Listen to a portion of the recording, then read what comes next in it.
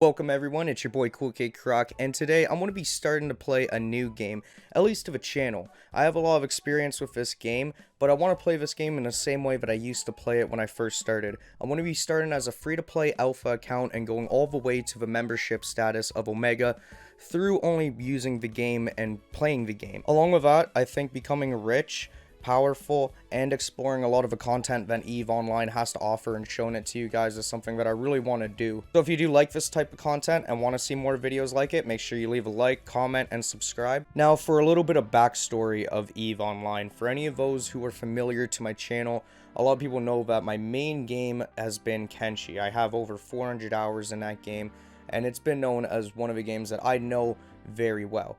Now, EVE Online, on the other hand, I have over 600 hours in, and even when I last left off that game, I still felt like I'd barely scratched not even the surface, but I was still a beginner to the game. My main character has over 10 million skill points for reference, and I played on him off and on for over half a year, even a little bit throughout a year. I've had lots of amazing stories and just encounters and adventures through EVE Online, so what I'm hoping to do is start up a fresh new account, get that same feel that I got when I first jumped into the game, as well as share that with you guys. In this episode, we're going to be creating a character, going through a little bit of a tutorial, and picking a field that we want to get into. To begin with, the EVE Online character editor is honestly really solid for an MMO. Honestly, the character editor for EVE Online is one of my favorites. It very much is just realistic and also unique in a way. Like, I don't know, when I see this type of character model, I see the EVE Online character. That's how long I've spent in it. Now, I created my character, and I created him under the Kaladari state. There's 4 different big major factions around EVE Online. Some of them are at different disagreements with others, but I picked Kaladari to go with this one. Now, I'm sure you're asking yourself, if you've never played this game or don't know about it, what do you mean by starting as a free-to-play player and working your way up to membership? This game basically has a way that you can use the in-game currency known as ISK to buy another currency named Plex. This currency goes up and down all the time, but essentially you can buy 500 of them and then trade them in for a 1-month membership. Now, the only downside to this is that it's 1 trillion ISK in order to get a single membership through Plex, at least right now. This is a really huge gap between where we're at and that. This seems like a very big gap, and having that goal in its own, I think, is still really big. So what I try and do is chop it up in little segments, try and make some other goals that I want to hit as well along that ride. With the ships of EVE Online, you can do a lot with them. You start out in these like tiny frigates, you know, just simple little battleships, and you work your way up, get bigger and bigger, all the way to these massive Titan ships. These Titan ships are usually run by corporations and used for wars and other things like that. The Titan ships are absolutely insane too. Some of them cost up to 50 trillion ISK as of right now. That's the equivalent of years of membership in EVE Online through buying Plex. Before I begin to play, I do want to talk a bit just about the game in general for all the new players and people who maybe are just not into the game at all. Just to explain things out a little bit. Now, EVE Online seems like a very complicated game, and while it is, I would explain it as complicated and in the same way as I would with life. A lot of things in life, you know, like a house or a nice car, you gotta work your ass off or basically kill yourself to get to. In EVE Online, it's essentially the same. You can put in the man hours and you can put in the work and then eventually get your way up, all the way up to the trillions of ISK. Or you can do it through doing that as well as other ways. Maybe once you're finished your normal missions, you're going and doing missions that will also get you money that you don't really want to do. Maybe instead of just sitting around, you got a little side hustle, you know, you're selling a little black tar butt crack on the black market. You can even do things like, say, investing or buying Plex, which goes up and down in price all the time. A lot of the items in this game seem to work like that, and it's all built off of a player-driven economy. So that just means every item that you buy or find in the store has come from some other player somehow. Either they obtained it through a mission or they created it themselves. How long it'll take you to get to your goal really depends on how you play the game, the people that you surround yourself with, and just how well you can figure shit out. And honestly, when it comes to EVE Online, it's not the theme. Like, I'm not really super big on sci-fi or the whole space stuff, but I really love the world of EVE Online and how it makes it feel like, you know, if you're one player in a corporation or you're one player in a big group, you know, you're making your own impact and you can do your own things. Everything you acquire in EVE Online is a little milestone or stepping stone. It takes actual work to get it, and along with that, you also run the risk of losing it. Say you fly an expensive ship out into space, well, if it gets blown up by either NPCs or another player, then that ship's gone. You have to buy another one. You can pay a little bit of money to buy insurance to get some money back if they do explode. There's a few ways to get around this. There's just so many different spots in the game where it's like a very high risk or high reward scenario, and taking those are usually the most exciting and fun. And aside from the main game, the corporation system, I have to say, is my favorite type of guild system or clan system of any MMO ever. I was first introduced to the corporation system on Dust 514 for the PS3. Shout out to everyone who used to play that shit. That shit was fire. Players can join a corporation, and then a corporation can charge them a little bit of a tax, so a little bit of money comes out of their pocket every time they make money. On the other hand, the corporation can do things like offer ships, offer help or guidance.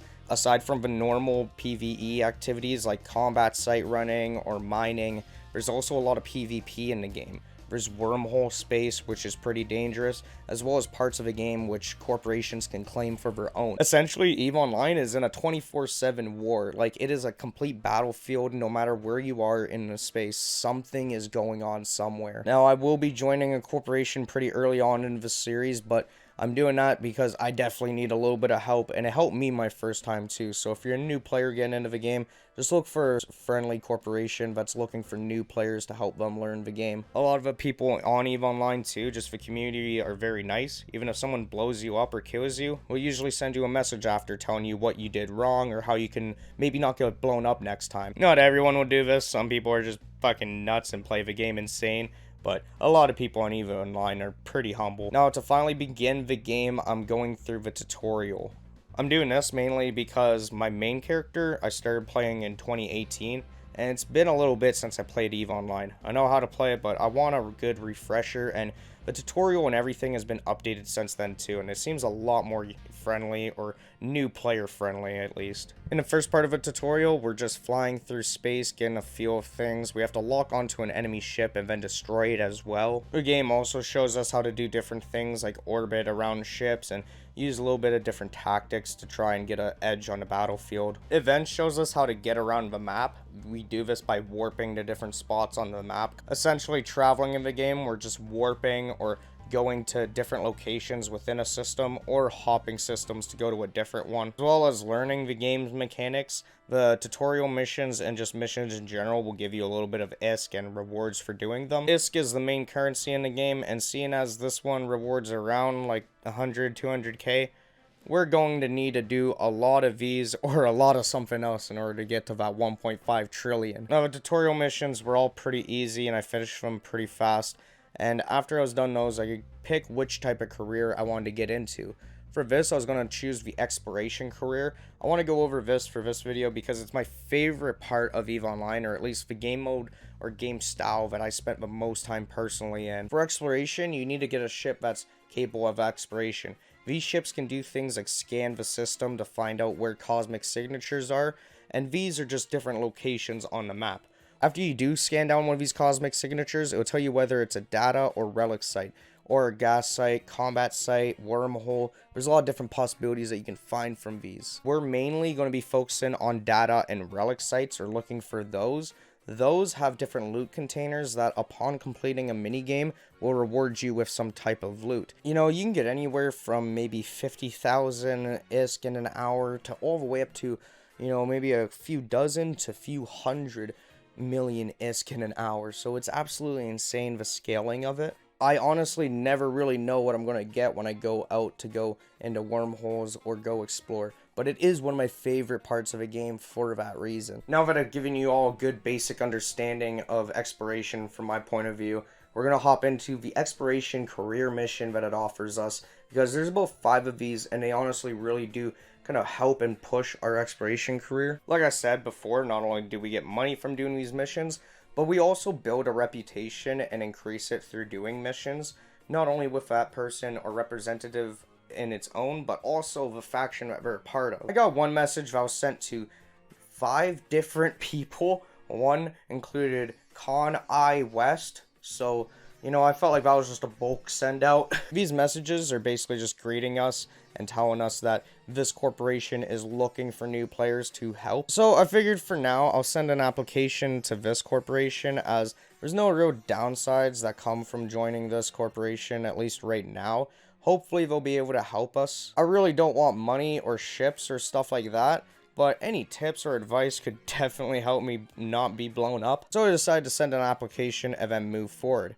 Now, going on, I got to the first science mission. I decided to do this one instead because it would reward about 500,000 ISK if I completed it really quick.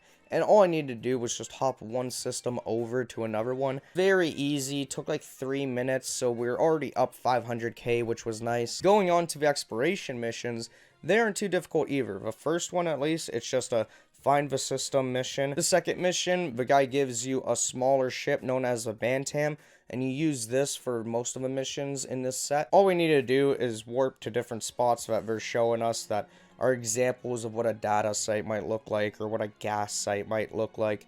Very basic. After that, there's 2 more missions which are basically the same but separate. One to go to a data site, and then one to go to a relic site. Both of the missions have you hack the containers, as well as bring back a proof of discovery. The final mission was just going to a gas site, and after doing that, it actually rewards us with a Heron, which is a better exploration ship and one of the basic ones to start out with. Now, I will be doing other career agent missions and tutorial stuff, trust me, after you see why, because I wanted to go and do an exploration one. It had been a long time since I've been out into space looking for different containers and different data and relic sites, dodging PvPers, so I was looking forward to it and I really wanted to get into it. We are at 1.5 million ISK, and the ship we're flying, the Heron, is only around 600k, so even if we end up losing it, we can still replace it at least. To start, first I go to the agency, and then I go to exploration to see what kind of cosmic signatures there are.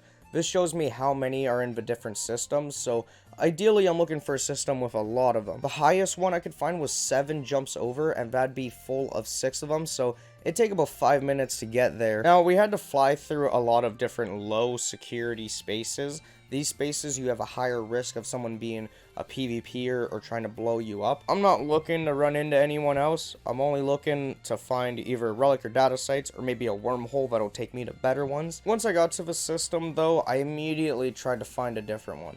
One with not only more signatures, but less people. I don't want to be in one with a lot of people, or really any people at all. Along the way, I did find a system which is named Hey Die Less, which I fucking love. I think that's a top contender for where I want to settle down for home. That name is honestly gold. But I got to the system that I wanted to check out, and after scanning around in it, I ended up finding a wormhole. Now, these are usually what I want to find, but this wormhole in particular, it was obvious that people were already going through it or getting whatever loot that was already on the other side. There wasn't any signatures on the other side, so I popped back out and decided to go to a different system. This next system, I would actually have a little bit of luck with, as I would find my first relic site. It would take about a couple minutes to scan it all down and get it found, but once I did, I could finally warp to it and begin to crack open the containers, or at least so I thought. You see, it was around this point of the game that I realized I made a very dumb, fatal error. Not only was I playing the game on 720p through my other monitor's specs, not 1440p, I had the civilian data and relic analyzers launched, and I searched up a problem, and right away I see, yep, those are pretty much useless outside of a tutorial, so yeah, I'm a fucking stones fool. So I ended up grabbing the normal ones from 2 systems over, and then trying to go back to that system, to which I found out either my probes had expired, or they were missing because I didn't have any on me. And then along with that, the relic site that we had found had disappeared. It was just gone now. And honestly, it was at this point that I decided I'm going to do a lot of research and get myself in tune with EVE Online. Maybe it's not how like I played it a few years ago, but I'm hoping to figure out how the game plays now and how it's continuing to evolve. While I won't be making any episode numbers for this series, any of my EVE Online videos will end up being in a playlist on my channel. I do want to document this entire account in different steps, so I don't know how long these videos will take or how spaced out they'll be, but this is going to be an ongoing series, hopefully. Even if you don't play EVE Online, which I know a lot of people don't, I hope that you found this enjoyable and entertaining content. I think EVE Online is a very interesting game, and if I'm able to show it to you guys in a consumable way that's also entertaining, then that would be fucking mint, dude. If you like the video, leave a like and subscribe. Feel free to leave any feedback or any comments in the comment section below, and I'll try to get back to them. Also, feel free to leave any tips or advice or ways that you'd suggest I get to Omega. I would really appreciate that. I'm definitely going to do it, but my first account took quite a bit. This one, I don't know how long it'll take, but hopefully not as long. Anyways, though, I hope you guys liked the video, and I'll see you in the next one. Peace.